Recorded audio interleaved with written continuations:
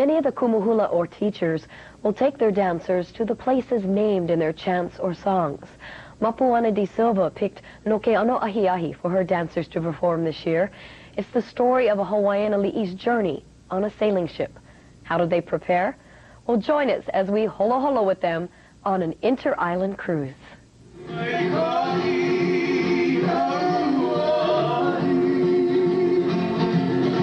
It was a dream come true as members of Halau Mo'Hala'i Lima sailed out of Honolulu Harbor this February aboard American Hawaii Cruises SS Constitution. Now, while they would be enjoying modern accommodations on their inter-island sail, the idea is for the dancers to sail back in time, to the time of King Lunalilo as he sailed to America.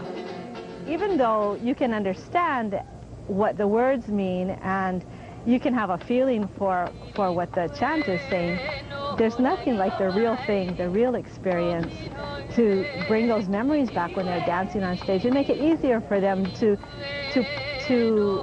convey not just the motions of the dance, but the deep feelings that are in the chant that was written.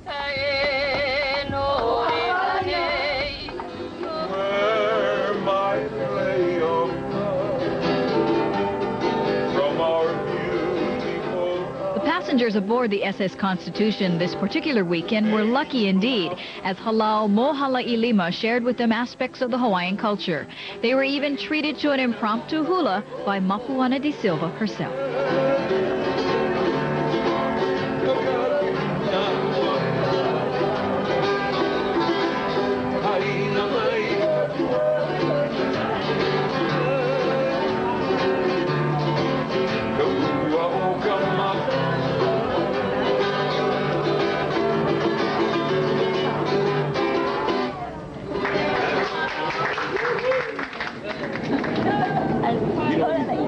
The dancers and Kumuhula de Silva had the time of their lives. And you know what's fun? It's fun to see the dancers and my husband, Kihei, the researcher, the knowledgeable one, to go and see the islands from new perspective and try and figure out what valley that is or what mountain that is or what side of the island or what's over here. And I know that it gives us all a new perspective on things and new feelings and new knowledge about where we live. And I know that the ladies who are on this voyage, this huaka'i, will remember these few days forever.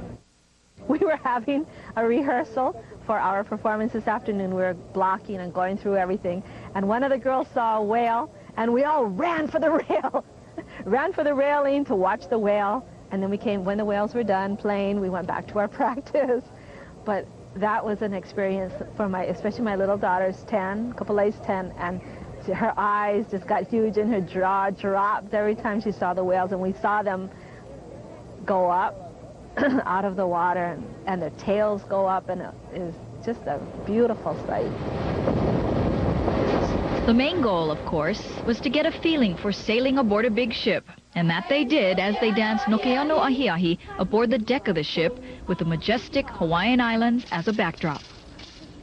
Because of the words and the story that goes along with this dance, I thought it would be a nice idea to bring the ladies on a ship to give them the feeling of what Lunalilo might have had, the feelings that he might have had while sailing away from Oahu. So it's this mele that brought us here, and we'd like to share it with you. It's called No Ke Ano Ahi Ahi. No ke ano ahi ahi, ke ano ala, ikahali ali anamai. No ke ano. I kumanao he mea maika I ke ia no mākou, no ko mākou hula ana ma ka ho'okuku o Merrie Monarch. He mea maika'i ka holo ana ma ka moana ma ke ia moku nui. No ka mea ua hiki no ia mākou ke ike pono I ke ano o ka holo moana ana. He mea maika'i. It was really good to be on the ocean, and there's one verse in the chant that talks about being in the deep, dark ocean, and we were talking about it, that it made it a lot more special to be able to look out and see the ocean while you were dancing. And I think for most of us, as we when we go back and we continue practicing and then we perform at Merrie Monarch, I'll always have that picture in my mind to see the ocean as I dance that verse. To be out here on the ocean is so different from just dancing at the halau or dancing up at our practice where we practice. To see the different islands and be able to identify, get our bearings straight. You know, we're all, oh, which island is that? And we're going, okay, identifying all of the islands and seeing the land from the backside, from the middle of the ocean, and seeing the different parts of the land that don't have any buildings. And I think that's what I'll remember the most, is seeing the mountains and dancing to the sea and dancing to the mountains will be, that's what I will picture in my mind when we're dancing at Merrie Monarch. I thought the ship is really big, and I thought this huge ship is just going to float on the water, and it's going to be nice and smooth, and I'm not really going to feel too much of the motion, but we do feel a lot of the motion, and it's nice. You know, when we dance, and I tell the ladies that we want to get a rhythm to our hula, like the waves moving in and out. When we chant and when we dance, I want it to have a nice flowing feeling, like the water, like the waves. And I think being on this boat is going to give them that feeling. When they dance no kia no ahi ahi, no kia no ahi ahi, and they dance no kia no ahi ahi, they're going to feel the rhythm of the boat sailing, and it's just beautiful. No kia no ahi ahi, ke aloha. Beautiful, huh?